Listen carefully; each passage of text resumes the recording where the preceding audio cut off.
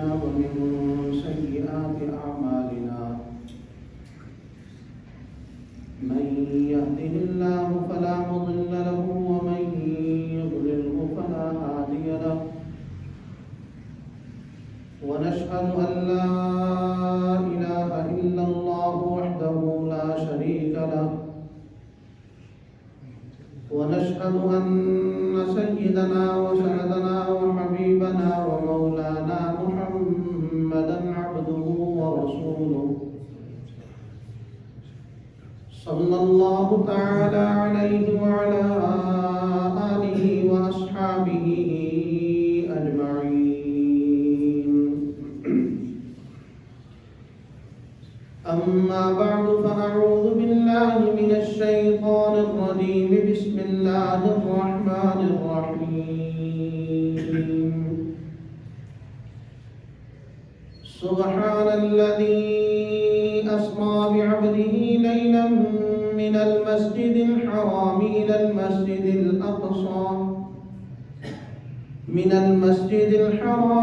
المسجد الأقصى الذي باركنا حوله لنريه من آياتنا إنه هو السميع البصير صدق الله العظيم اللهم صل على محمد وعلى آل محمد كما صليت على إبراهيم وعلى آل إبراهيم إنك حميد مجيد اللهم بارك على محمد وعلى آل محمد كما باركت على إبراهيم وعلى آل إبراهيم إنك حميد مجيد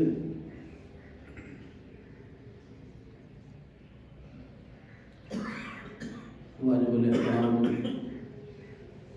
لائق تقریم معزز حاضرین جمعہ،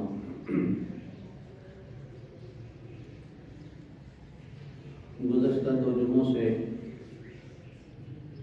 جناب نبی کریم صلی اللہ علیہ وسلم کے سفر معراج کے حوالے سے کچھ گزارشات آپ حضرات کے سامنے رکھ کر رہا تھا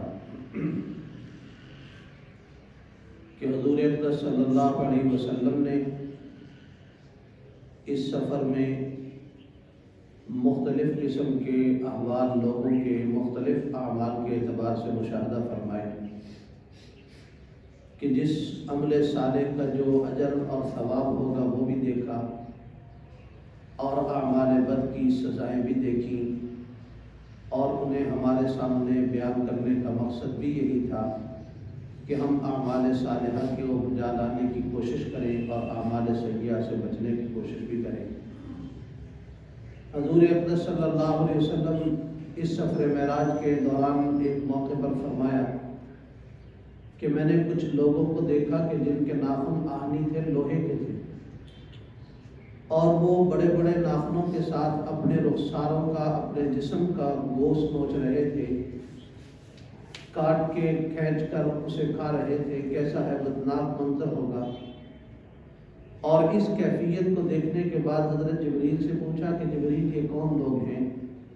تو عرض کیا حضور یہ آپ کی امت کے چغل خور لوگ ہیں، غیبت کرنے والے، چغلیاں کرنے والے لوگ۔ چونکہ قرآن کریم نے غیبت کو مردہ بھائی کا گوشت کھانے کے مترادف قرار دیا ہے۔ ارشاد فرمایا تھا اَيُحِبُّ أَحَدُكُمْ أَن يَأْكُلَ لَحْمَ أَخِيهِ مَيْتًا، کیا تم میں سے کوئی ایک آدمی اس بات کو پسند کر سکتا ہے کہ اپنے مرے ہوئے بھائی کی لاشے سے اور اس کی میت سے گوشت کو نوچ کر کھائے؟ تو اس عذاب کو دیکھا۔ اور غیبت ایک عام ہمارے معاشرے میں پائے جانے والا گناہ ہے، جسے حضور اقدس صلی اللہ علیہ وسلم نے ارشاد فرمایا تھا کہ الغیبت اشد من الزنا، کہ غیبت گناہ جو ہے یہ زنا سے بھی سخت گناہ ہے۔ آج ہمارے ہاں زنا کو تو برائی سمجھا جاتا ہے لیکن غیبت کو برائی نہیں سمجھا جاتا ہے، اور بہت سارے لوگ ایسے بھی ہیں جو غیبت کے جواز پر دلیل بھی پیش کرتے ہیں اور وہ شاید غیبت کی صحیح تعریف سے واقف بھی نہیں ہے۔ حضور اقدس صلی اللہ علیہ وسلم نے ارشاد فرمایا تھا غیبت کی تعریف میں کہ وہ یہ ہے کہ کسی مسلمان یا کسی آدمی کے بارے میں ایسی بات کہی جائے اس کی عدم موجودگی میں کہ اگر اس کے سامنے وہ بات کہی جاتی تو اس کی طبیعت پر شاہ کرنا گوار گزرتی۔ اب سائل یہ سمجھے کہ شاید کوئی خلاف حقیقت بات کو غیبت کہتے ہیں، تو سائل نے سوال کیا کہ اللہ کے نبی، جو میں اس آدمی کی عدم موجودگی میں اس کی برائی بیان کر رہا ہوں، اگر یہ برائی واقعی اس میں پائی جاتی ہے تو پھر ارشاد فرمایا تبھی تو غیبت ہے، اگر اس میں نہیں پائی جائے گی پھر تو وہ بہتان ہو جائے گا۔ اور آج کتنے لوگ ہیں کہ انہیں کسی کی برائی کرنے سے منع کرو تو وہ جواز کی دلیل یہ پیش کرتے ہیں، کہتے ہیں میں تو اس کے منہ پر کہنے کے لیے تیار ہوں۔ بھائی کسی فقیہ نے یہ مسئلہ نہیں لکھا کہ اگر آپ کسی کی غیبت کا کہا ہوا جملہ اس کے منہ پر کہہ سکتے ہیں تو پھر آپ کے لیے اس آدمی کی غیبت حلال ہو گئی، کسی فقیہ نے یہ مسئلہ نہیں لکھا۔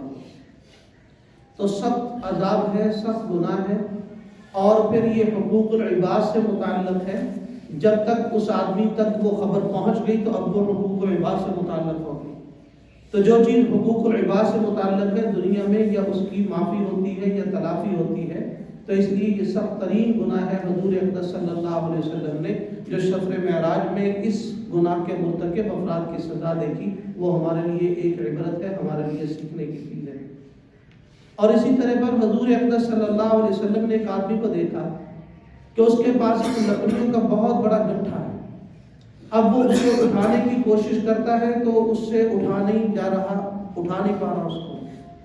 اب عقل کا تقاضا تو یہ ہے کہ ایک آدمی سے اگر ایک بہت بڑا لکڑیوں کا گٹھا اٹھایا نہیں جاتا تو وہ اسے زمین پر رکھے، کھولے، اس میں سے لکڑیاں کم کر لے تاکہ اٹھانا آسان ہو جائے۔ لیکن وہ احمق ایسا ہے کہ زمین پہ رکھتا ہے، اس کی گرہ کھول کے اس میں پھر اور لکڑیاں ڈالتا ہے، پھر اٹھانے کی کوشش کرتا ہے، نہیں اٹھا پاتا تو پھر اس میں اور لکڑیاں شامل کر لیتا ہے۔ اب کوئی بھی آدمی وہ کہے گا کہ لکڑیاں کم کرو، یہ زیادہ کرتا ہے، پھر اٹھانے کی کوشش کر رہا ہے۔ پوچھا گیا کہ جبریل یہ کون ہے؟ کیسا احمق آدمی ہے کہ پہلی اٹھا نہیں پا رہا، مزید اس میں ڈال رہا ہے۔ عرض کیا کہ اللہ کے نبی یہ آپ کی امت کا حقوق العباد کا غاصب ہے۔ کسی آدمی کو گالی دی ہوئی ہے، کسی پر الزام لگایا ہوا ہے، کسی کا پیسہ مال کھایا ہوا ہے، قرضہ لیا وہ دبایا ہوا ہے، مختلف قسم کے لوگوں کے حقوق دبائے ہوئے ہیں، حقوق العباد کا غاصب ہے۔ اب ایسے آدمی کو چاہیے تو یہ کہ جو اس کی زندگی اور اس کی ذات سے حقوق العباد وابستہ ہیں وہ ان کی ادائیگی کی کوشش کرے، لیکن وہ ایسا لاپرواہ ہے، پچھلے ادا کرنے کی بجائے اگلے لوگوں کے حقوق غصب کرنے کی کوشش کر رہا۔ پہلا قرضہ ادا نہیں کیا اور یہ سوچ رہا ہے کسی اور سے فرار کر لوں اور اس سے قرضے کے نام پہ کچھ پیسہ لے کر اس کا ہڑپ کر دوں۔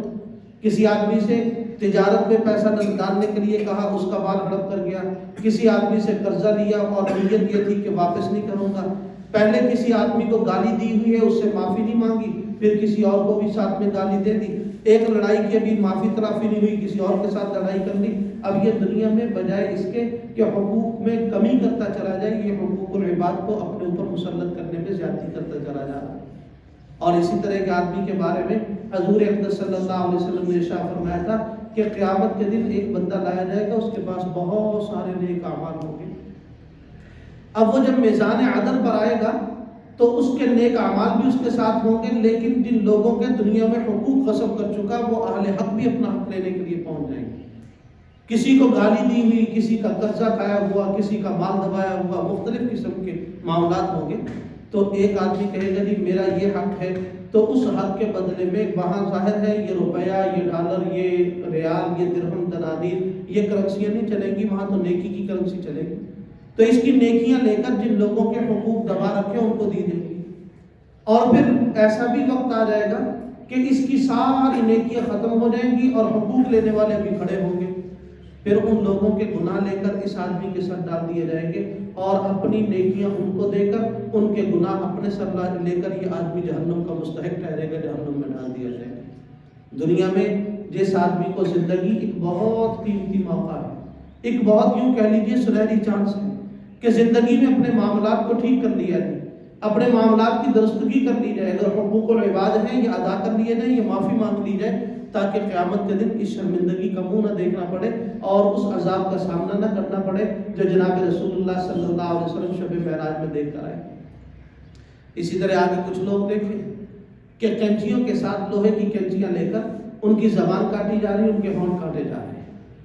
اس معاملے میں دو روایات ہیں، ایک امام ترمذی رحمۃ اللہ علیہ نے نقل کی اور ایک روایت امام ابو داؤد رحمۃ اللہ علیہ نے نقل کی۔ امام ترمذی رحمۃ اللہ علیہ نے جو روایت نقل کی اس میں الفاظ یہ ہیں کہ حضور اقدس صلی اللہ علیہ وسلم پوچھا کہ جبریل یہ کون لوگ ہیں کہ جن کی زبانیں اور جن کے ہونٹ کینچیوں کے ساتھ کاٹے جا رہے ہیں؟ بتایا گیا کہ حضور آپ کی امت کے وہ خطابہ ہیں جنہوں نے لوگوں کی دینی معاملات میں غلط رہنمائی کی تھی، اپنی خواہشات کی تکمیل کے لیے لوگوں کو غلط مسائل بتائے تھے، سنت حسنہ کو چھوڑ کر سنت سیئہ پر لوگوں کو لگایا تھا، لوگوں کو دین غلط مرد بتا دیا تھا، خط مت کر کے بتایا تاکہ ہماری خواہشات عوام سے پوری ہوتی رہے، لوگوں سے مال بٹورنے کے لیے گڑبڑ کرتے رہے، غلط مسائل بتاتے رہے۔ آج ان کو یہ عذاب دیا جائے گا کہ ان کی اس وقت میں عذاب کی کیفیت یہ ہے کہ ہونٹ کاٹے جا رہے ہیں، زبانیں کاٹی جا رہی ہیں۔ اور امام ابو داؤد رحمۃ اللہ علیہ نے جو روایت نقل کی اس میں فرمایا کہ وہ خطیب ہیں جو لوگوں کو نیکی کی دعوت دیتے ہیں لیکن خود غافل رہتے ہیں۔ اتأمرون الناس بالبر وتنسون انفسکم، لوگوں کو اچھائی کا حکم کرتے ہیں لیکن اپنے آپ کو بھول جاتے ہیں کہ ہم نے بھی اس اچھائی کے اوپر عمل کرنا تھا۔ پھر آگے بڑھے، دیکھا کہ ایک چھوٹا پتھر ہے، اس پتھر سے ایک بیل نکلا۔ اب ظاہر ہے بچہ جب آتا ہے تو چھوٹا ہے لیکن وہ بیل بڑا ہو گیا۔ اب وہ بڑا ہونے کے بعد دوبارہ اس پتھر میں گھسنے کی کوشش کر رہا لیکن وہ نہیں جا سکتا۔ پوچھا کہ جبریل یہ کیا معاملہ ہے کہ پتھر سے بیل نکلا ہے اور یہ بیل دوبارہ اس پتھر میں گھسنے کی کوشش کر رہا لیکن اب وہ بیچارہ نہیں داخل ہو پا رہا، یہ کیا؟ فرمایا حضور عرض کیا کہ یہ آپ کی امت کے وہ بے احتیاط لوگ ہیں جو بے احتیاطی میں اپنی زبان سے کوئی غلط بات کہتے ہیں اور پھر اس غلط بات کی شرمندگی کو محسوس کرتے ہیں اور ان کی خواہش ہوتی ہے کہ یہ نکلا ہوا جملہ واپس چلا جائے، لیکن جو زبان سے بات نکل گئی وہ واپس کہاں جا سکتی ہے؟ آج ہمارے معاشرے میں تو یہ ہوتا ہے کہ لوگ کہہ لیتے ہیں کہ جی چلو میں اپنے کہے ہوئے الفاظ واپس لیتا ہوں، لیکن حقیقت تو یہ ہے کہ جو زبان سے نکل گئے وہ واپس کیسے جائیں؟ جراحات السنان لہا التیام ولا یلتام ما جرح اللسان، کہا کہ تیر کے اور تلواروں کے زخم گھاؤ پر جایا کرتے ہیں لیکن جو زبان کے دیے ہوئے زخم ہوتے ہیں وہ ختم تو نہیں ہوتے۔ اب ایک ہمارے یہاں محاورہ بھی مشہور ہے کہ عقل مند آدمی سوچ کر بولتا ہے اور نادان بیوقوف بول کر سوچتا ہے۔ عقل مند سوچے گا پھر بولے گا کہ مجھے یہ بولنا چاہیے یا نہیں بولنا چاہیے، لیکن نادان پہلے بول بیٹھے گا پھر سوچے گا کہ اوہو مجھے یہ نہیں بولنا چاہیے تھا۔ تو فرمایا یہ آپ کی امت کا نادان ہے، بیچارے نے بے احتیاطی میں گفتگو کی ہے، اب شرمندہ ہے، جیسے پتھر میں وہ بیل گھسنے کی کوشش کرتا ہے نا تو زبان سے نکلا ہوا جملہ دوبارہ اندر جانے کی کوشش، لیکن زبان سے نکلا ہوا جملہ دوبارہ اندر کیسے جا سکتا ہے؟ اور میں آگے میں نے کچھ لوگ دیکھے ان کے بڑے بڑے پیٹ تھے اور ایک روایت میں ہے کہ ان کے پیٹوں کے اندر ایسے بچھو اور سانپ چلتے ہوئے بھی نظر آ رہے تھے، بڑے بڑے کہہ لیجیے کہ بڑے بڑے پیٹ، اور پیٹ کا وزن اتنا تھا کہ وہ لوگ نہیں کھڑے ہو پا رہے تھے، اٹھتے تھے لیکن پیٹ کے توازن کی گڑبڑ ہونے کی وجہ سے زمین پر منہ کے بل گر جاتے۔ تو پوچھا جبریل یہ کون لوگ ہیں جن کے پیٹ اتنے بڑے ہیں اور یہ سانپ بچھو کھائے بیٹھے ہیں اور یہ پیٹ ان کو کھڑے نہیں ہونے دیتے اپنے بدن پر، اپنے پاؤں ایڑیوں پر؟ کہا حضور یہ آپ کی امت کے سود خور لوگ ہیں۔ حضور اقدس صلی اللہ علیہ وسلم نے سود لینے والے پر بھی لعنت فرمائی، دینے والے پر بھی لعنت فرمائی، حضور نے لکھنے والے پر بھی لعنت فرمائی اور اسی طرح پر اس کا معاملہ طے کروانے والے پر بھی لعنت فرمائی۔ اسی لیے علماء نے ایسے بینکوں کی ملازمت کو بھی ناجائز اور حرام لکھا ہے جن میں ملازم کو بیٹھ کر سود کے کھاتے لکھنے پڑتے ہیں۔ اور آج دیکھ لیجیے کون سے بینک ایسے ہیں، چند ایک اسلامی بینکوں کے علاوہ، جہاں پر بیٹھ کر سودی معاملات کیوں نہیں لکھنے پڑیں گے؟ جب آدمی ملازم ہے وہ جو کہیں گے کرنا پڑے گا۔ تو اس لیے تقریباً 10 کے قریب افراد ہیں کہ سود کی وجہ سے جن افراد پر لعنت فرمائی۔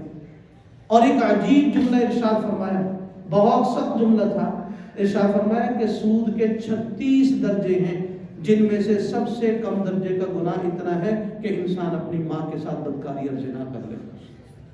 کوئی بد نصیب یہ کرنے کے لیے تیار نہیں ہوتا، لیکن کتنے لوگ ایسے ہیں بیچارے، لا علمی تو نہیں کہا جا سکتا، مال کی حرص اور لالچ میں سودی معاملات کر لیتے ہیں، بینک سے سود پر قرضہ لے لیتے ہیں۔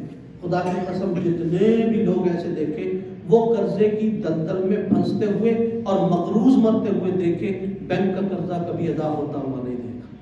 وہ بینک کا ہو یا کسی کا ہو، سود کا قرضہ ہو تو سود کا قرضہ ادا ہوتے ہوئے نہیں دیکھا، اور سود کے مال میں کبھی برکت نہیں دیکھی ہے۔ سود پر لے کر پیسہ لوگ کاروبار کرتے ہیں، ایسے کاروبار میں کبھی نفع نہیں ہوا ہے۔ یہ ایک تو ہماری آپ کی آنکھوں کا مشاہدہ ہے، اور ایک کائنات بنانے والے اور کائنات کا نظام چلانے والے نے کہا کہ اللہ تعالیٰ فرماتے ہیں میرا اصول یہ ہے کہ میں صدقے کو بڑھاؤں گا اور سود کو کم ختم کر دوں گا۔ اللہ فرماتے ہیں کہ صدقہ بڑھاؤں گا وَيُرْبِ الصَّدَقَاتِ، لیکن سود کو کم کروں گا۔ اب ہماری عقل یہ کہتی ہے کہ سود بڑھتا ہے، قرضے سے مال اور صدقہ کرنے سے مال کم ہوتا ہے۔ ایک آدمی کے پاس 1,00,000 روپے ہے، اب ہماری عقل ناقص کا تجربہ بظاہر یہ کہتا ہے کہ وہ سال کے بعد اس میں سے 2,500 روپے اگر زکوٰۃ دے دے گا تو اس کے پاس 97,500 روپے رہ جائیں گے۔ اور ایک آدمی کے پاس 1,00,000 تھا، اس نے کسی کو سود پر قرضہ دے دیا اور وہ چند مہینوں کے بعد 1,10,000 بن کر آ گیا۔ اب ہماری عقل یہ کہتی ہے کہ صدقہ کرنے سے، زکوٰۃ دینے سے مال کم ہو گیا اور سود پر پیسہ دینے سے مال بڑھ گیا، لیکن پیدا کرنے والا کہتا ہے کہ نہیں، اللہ تعالیٰ فرماتے ہیں وَيُرْبِ الصَّدَقَاتِ، صدقات کو وہ بڑھائے گا، سود پر نہیں بڑھنے دے گا۔ اب دیکھیے ہماری عقل جب وحی کے ساتھ ٹکرا جائے گی تو وحی کا فیصلہ ٹھیک ہوگا، ہماری عقل کا فیصلہ غلط ہوگا۔ اس لیے کہ دنیا میں ہر چیز کو تولنے کا ایک ترازو ہوتا ہے، اور ہر چیز کو تولنے کا ترازو الگ ہوتا ہے۔ ایک جنس اپنے ہی ترازو پر تولتی ہے، ایک جنس دوسرے ترازو پر نہیں تولی جاتی۔ سنیارے کا ترازو، سنیار کا ترازو بہت تھوڑا ہوتا ہے، وہ رتی رتی ماشے کو تول کر وزن کر کے سامنے رکھ دیتا ہے۔ اور ایک ترازو وہ بھی ہے جس میں ہم آٹا، گھی، چینی تول کر لے لیتے ہیں، یہ ظاہر ہے رتی ماشے کا فرق زیادہ نہیں کرتا۔ اور ایک ترازو وہ بھی ہوتا ہے جو لکڑی کو ٹال والے کے پاس ہوتا ہے، اس پر منوں کا وزن تولتا ہے، اور اسی طرح کاٹن کو، روئی کو تولنے والا ترازو ہوتا ہے۔ اور ایک ترازو وہ بھی تو ہوتا ہے کہ جہاز کو اڑانے سے پہلے کانٹے پر چڑھا کر دیکھتے ہیں کہ وزن ٹھیک ہے، یہ ہوا میں رہ جائے گا یا اڑتے ہوئے زمین پر گر جائے گا۔ اب ایک سنیارے کا ترازو ہے، ایک جہاز تولنے کا ترازو ہے۔ اب وہ لکڑ منڈی میں کانٹے لگے ہوتے ہیں جہاں پر ٹرک کا وزن کرتے ہیں، اگر آپ سنیارے کے ترازو کے اوپر ٹرک کو چڑھا دیں گے وہ کیا وزن بتائے گا؟ ترازو ختم ہو جائے گا۔ اسی طرح حلال و حرام کو تولنے کے لیے، شریعت کے احکامات کو تولنے کے لیے ترازو وحی ہوتی ہے، شریعت کے احکامات کو تولنے کے لیے ترازو عقل نہیں ہوا۔ جہاں عقل اور شریعت کا تصادم ہو رہے، عقل اور شریعت کا آپس میں ٹکراؤ ہو رہے، تو قصور عقل کا نکال لیا جائے، شریعت کا نہ نکالا جائے۔ ہماری عقل، ہماری آنکھ کی ظاہری بینائی تو یہ کہتی ہے کہ اگر ہم گندم کے دانے کو زمین میں ڈالیں گے تو وہ مٹی میں مل کر خاک ہو جائے گا، لیکن نتیجہ کیا ہوتا ہے؟ سردی کے موسم میں وہ جب ایک دانہ مٹی میں مل کر خاک ہوتا ہے تو وہ گرمی کے موسم میں اپنے جیسے کئی دانے دے کر چلا جاتا ہے، وہ پھر گندم اگتی ہے اور وہ اپنے جیسے کئی دانے دے کر جاتی ہے۔ تو اسی طرح اللہ تعالیٰ فرماتے ہیں کہ صدقات کو میں بڑھاؤں گا اور سود کو ختم کر دوں گا۔ حضور اقدس صلی اللہ علیہ وسلم نے اس پر وعید بھی ارشاد فرمائی اور اپنی آنکھوں سے سزا بھگتنے والے لوگوں کو بھی دیکھا۔ فرمایا پھر آگے گئے، آگے کچھ لوگ، کچھ خواتین دکھائی دی، وہ اپنے سینے اور پستان کے ساتھ باندھ کر جہنم میں الٹی لٹکائی، سیدھی کہہ لو الٹی کہہ لو، جہنم میں لٹک رہے، سزا دی جا رہی ہے۔ پوچھا جبریل یہ کون لوگ ہیں، یہ کون سی خواتین ہیں جن کو سزا مل رہی؟ ان کا حضور یہ آپ کی امت کی حسن کی نمائش کرنے والی خواتین ہیں۔ آج یہ بڑی گھٹائی کے ساتھ حضور کی تعلیمات کے مقابلے میں ایک جملہ کسا جا رہا ہے۔ دیکھیے شریعت کے کسی عمل پر، کسی حکم پر عمل نہ کرنا یہ گناہ ہے، لیکن شریعت کے حکم کا مذاق اڑانا یہ تو کفر کا باعث ہوتا ہے۔ ایک آدمی داڑھی نہیں رکھتا سنت کے مطابق اور وہ جتنا درجہ واجب فرض داڑھی کا ہے وہ نہیں رکھتا، کٹوا دیتا ہے، گناہ گار ہے۔ لیکن ایک آدمی ساتھ میں داڑھی کا مذاق بھی اڑاتا ہے۔ کسی فقیہ مفتی سے پوچھ لو کیا یہ آدمی مسلمان رہ چکا، اس کا اپنی بیوی کے ساتھ نکاح باقی ہے، سارے کہیں گے یہ دائرہ اسلام سے خارج ہو چکا۔ چونکہ اسلام کے حکم پر عمل نہ کرنا گناہ ہے، لیکن ہمارے حضور کی تعلیمات کا مذاق اڑانا یہ تو کفر ہے، اور کفر کی تو کسی صورت بھی گنجائش نہیں ہے اسلام میں، کوئی اس کی معافی تلافی نہیں، الا یہ کہ بندہ تجدید ایمان کرے۔ اور آج اتنی جرت کے ساتھ ایسی خواتین برہنہ منہ نیم برہنہ لباس کے ساتھ باہر نکل کر یہ نعرہ لگاتی ہیں کہ میرا جسم میری مرضی۔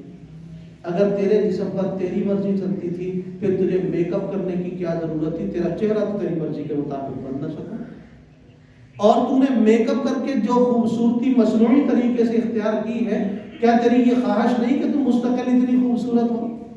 تو تیرے منہ پر تیری مرضی کیوں نہیں چلتی؟ پھر نیچے پاؤں میں وہ ہیل ڈال کر اپنا قد کیوں اونچا کرنے کی کوشش کر رہی ہے؟ تیرا تو قد تیری مرضی کے مطابق نہیں، تیرا جسم اور تیرا منہ تیرا مرضی کے مطابق نہیں، اور تو نعرہ لگا رہی ہے کہ میرا جسم میری مرضی۔ اور جب یہ قبر میں اتر جائے گا پھر تجھے تو یہ خواہش ہوگی کہ میرے جسم کو دوام بھی ملے، یہ ہمیشہ رہے، وہاں کیڑے مکوڑے کھائیں گے، پھر تو کیا کہہ سکے گی کہ میرے جسم پر میری مرضی ہے؟ یہ جسم جس ذات کا دیا ہوا ہے، اس جسم پر اسی کی مرضی چلنی چاہیے۔ جب رب تعالیٰ کی طرف سے یہ امانت ہے، اس امانت میں خیانت کا کسی کو حق نہیں ہے۔ جو آنکھ مجھے دی ہے، مجھے کس نے اختیار دیا کہ میں کہوں کہ میری آنکھ نکال کر فلاں کو دے دیتے؟ الگ مسئلہ ہے، یہ ایک شرعی مسئلہ ہے، کسی کی پیوند کاری کے اعضاء انسانی کی پیوند کاری کے مسائل بھی مستقل فقہ کا باب ہے، اس کا چیپٹر ہے، اس کو دیکھنا چاہیے۔ تو بہرحال یہ جسم ہے تعالیٰ کا دیا ہوا، اس پر مرضی اسی ہی کی چلنی چاہیے۔ جیسے کوئی کرائے کے مکان میں اپنی مرضی سے تبدیلی نہیں کر سکتا، یہ کرائے کی بلڈنگ ہے جو ہمیں ملی ہے استعمال کرنے کے لیے، اس میں اپنی مرضی نہیں ہو سکتی۔ اب خواتین ہیں وہ اس نعرے کے ساتھ اپنے آپ کو بظاہر ایک آزادی دلوانا چاہتی ہیں۔ کس چیز سے آزادی؟ شریعت سے آزادی چاہتی ہیں، انسانیت سے آزادی چاہتی ہیں، ورنہ غلامی کی زندگی یہ تو نہیں ہے جو یہ بیچاری سمجھے بیٹھی ہیں۔ غلامی کی زندگی تو جناب نبی کریم صلی اللہ علیہ وسلم کی تشریف آوری سے پہلے تھی۔ اسلام نے عورت کو عزت وقار دیا تھا، اور اس بے حجاب خاتون نے یہ سمجھا ہے کہ شاید حجاب اتارنے میں میری عزت اور مقام ہے۔ اسے اتنی کم شعور ہے، اسے اتنا احساس نہیں ہے کہ اسلام نے غلاف اور پردے ہمیشہ مقدس چیزوں پر ڈالے۔ قرآن کریم پر غلاف ڈالا جاتا ہے، کعبے کے اوپر غلاف ڈالا جاتا ہے۔ جن مقدس چیزوں پر غلاف قرآن اسلام نے ڈالے تھے ان میں اس کے وجود کو تقدیس دی گئی تھی، لیکن اس نے اپنا اس غلاف کو اتار کر پھینکا اور یہ سمجھتی ہے کہ شاید میری تقدیس اس کے اندر ہے۔ اور پھر اس میں کون سی برہنہ خواتین ہیں جن کے ساتھ یہ معاملہ کیا گیا؟ کون سی حسن کی نمائش کرنے والی؟ 3 قسم کی علماء نے لکھا ہے کہ خواتین اس وعید کی صد میں آتی ہیں۔ ایک تو وہ ہے جس نے لباس اتنا پہنا کہ جو شریعت کے مطالبے سے کم مقدار کا تھا۔ شریعت نے عورت کے سارے جسم کو ستر کا درجہ قرار دیا تھا، اور یہ سکرٹ پہن کر باہر آئی ہوئی، بازو اس کے ننگے ہیں۔ اور پھر عجیب انسان کا مزاج آج بن چکا ہے کہ شریعت کی مخالفت کرنے کو یہ اپنی ترقی سمجھ رہا۔ شریعت نے یہ کہا ہے کہ ٹخنے مرد ننگے رکھے، یہ شلوار نیچے رکھنے کو تہذیب سمجھتا ہے، اور خواتین کے لیے کہا ہے کہ وہ شلوار کو نیچے رکھیں، ان کے ٹخنے ڈھکے رہیں، اور وہ نصف کنڈلی تک مردوں کی سنت پر عمل کرنے کو اپنی ترقی سمجھتی ہے۔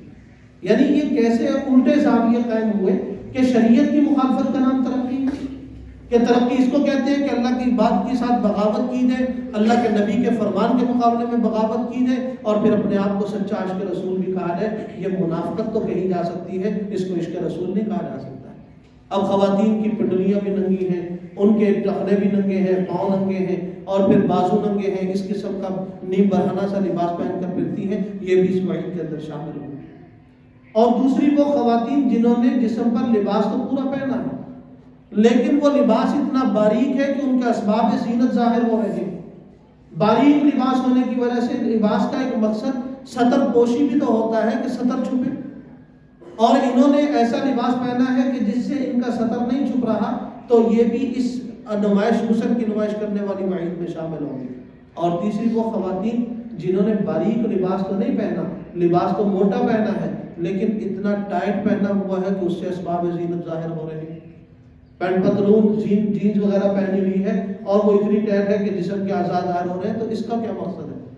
اسلام ڈھیلے ڈھالے لباس کا حکم دیتا ہے۔ لباس میں زینت بھی مقصود ہوتی ہے، لیکن بنیادی مقصد اپنے اعضاء کی نمائش کو روکنا ہے اور اپنے ستر کی وضع قطع کو چھپانا ہے۔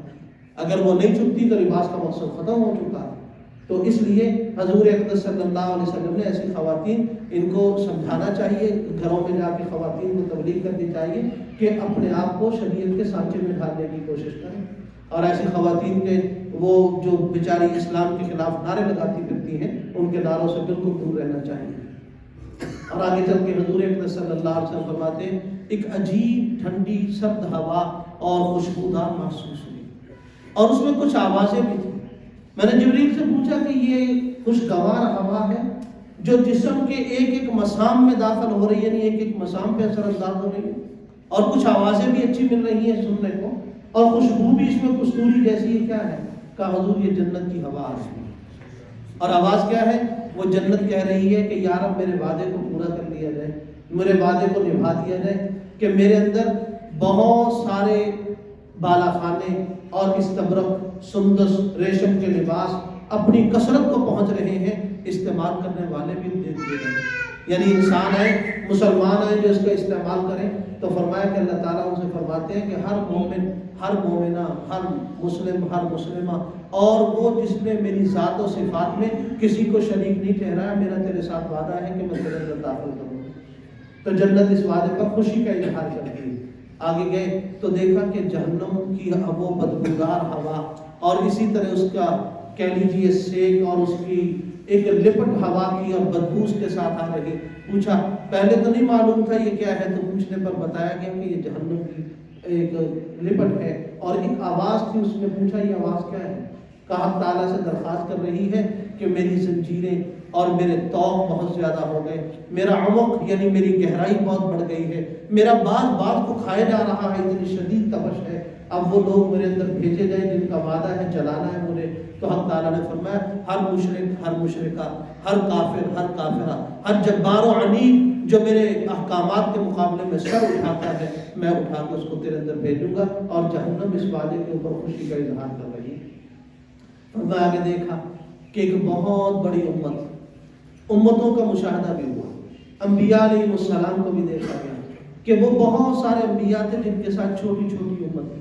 بخاری شریف میں ایک روایت آتی ہے کہ ایک نبی ایسے بھی ہوں گے صرف ساری زندگی میں 3 آدمیوں نے ان کی بات مانی اور 3 لوگوں نے کلمہ پڑھا۔ ایک نبی 3 امتی، اور ایسے بھی نبی ہوں گے کہ ایک نبی 2 امتی، ایسے بھی نبی ہوں گے کہ ایک نبی 1 امتی۔ نبی اپنی زندگی میں کامیاب اور کامران گزرا ہے، اس کے ذمہ تھا مع الرسول الا البلاغ، نبی کی ذمہ داری تھی امت تک پیغام حق کو صحیح طریقے سے پہنچا دینا، نبی نے تو پہنچا دیا۔ امت مانے گی تو کامیاب ہوگی، نہ مانے گی تو ناکامی کا وہ دیکھنا پڑے گا۔ تو ایک نبی 1 امتی، ساری زندگی کی کمائی ایک نبی ایک امتی کو لے کر ہے۔ اور قیامت کے دن ایسا نبی بھی کھڑا ہوگا کہ ساری زندگی تبلیغ کی لیکن کسی ایک نے بھی ایمان قبول نہیں کیا، اللہ کا نبی اکیلا تھا۔ اور میں اس وقت میں امتوں کا مشاہدہ کر رہا تھا تو ایک بہت بڑی امت مجھے دکھائی گئی۔ حضور نے یقیناً یہ سمجھا ہوگا کہ میری امت ہے۔ کہا جبریل یہ کس کی امت ہے؟ کہا اللہ کے نبی یہ موسیٰ علیہ السلام کی امت ہے۔ موسیٰ علیہ السلام کی امت بہت بڑی امت تھی، بنی اسرائیل بڑی امت تھی۔ تو اللہ کے نبی ابھی خاموش ہو رہے ہیں۔ حضرت جبریل نے کہا ذرا نظر اٹھا کر افق کی طرف تو دیکھیے۔ نظر اٹھا کر جب افق کو دیکھا نا تو افق کے سارے کنارے اس سے کئی گنا بڑی امت سے بھرے ہوئے۔ کہا حضور یہ آپ کی امت ہے۔ قیامت کے دن ظاہر ہے اگر 120 صفیں جنت میں جانے والوں کی ہوں گی تو اس میں 80 تو صرف ہمارے حضور کی امت کی ہوں گی۔ اس لیے ارشاد فرمایا تزوج الودود الولود فإنی مکافر بکم الامم، کہ ایسی خواتین سے نکاح کرو جو محبت بھی زیادہ کرنے والی ہوں، جن کے خاندان میں بچے زیادہ ہوتے ہوں، اس لیے کہ میں امت کی کثرت کی وجہ سے قیامت میں انبیاء پر فخر کروں گا کہ حضور کی امت زیادہ ہو۔ تو حضور اکرم صلی اللہ علیہ وسلم دیکھا تو حضرت جبریل نے ایک اور بات کہی، کہا حضور ان میں 70,000 وہ ہیں جو بلا حساب و کتاب جنت میں جائیں گے۔ اب ظاہر ہے اتنی بڑی امت کہ 120 صفوں میں 80 صفیں تو اس امت کی ہیں، تو ان صفوں میں 70,000 بلا حساب و کتاب جنت میں جائے گی، کوئی بڑی تعداد نہیں ہے۔ ڈر رہتا ہے کہ پتہ نہیں کوئی ان میں ہوگا یا نہیں ہوگا۔ ترمذی شریف کی ایک روایت ہے حضور اکرم صلی اللہ علیہ وسلم نے ارشاد فرمایا نا کہ 70,000 بلا حساب و کتاب جنت میں جائیں گے۔ تو فقام عکاشۃ بن محصن فقال انا منهم یا رسول اللہ، حضرت عکاشہ بن محصن رضی اللہ عنہ اٹھ کر کھڑے ہو، کہا حضور میں بھی ان 70,000 میں ہوں گا؟ ارشاد فرمایا ہاں تو بھی ان 70,000 میں ہوگا۔ کیسا خوش نصیب آدمی ہے کہ بتایا کہ تیرا حساب نہیں ہوگا، بلا حساب جنت میں جائے گا۔ تو پھر آگے فقام رجل آخر فقال انا منهم یا رسول اللہ، ایک اور آدمی اٹھ کر کھڑا ہوا، کہنے لگا حضور میں بھی 70,000 میں ہوں گا۔ ارشاد فرمایا سبقک بہا عکاشہ، عکاشہ سبقت لے گیا، بس اور کسی کا نہیں بتاؤں گا کون ہوگا۔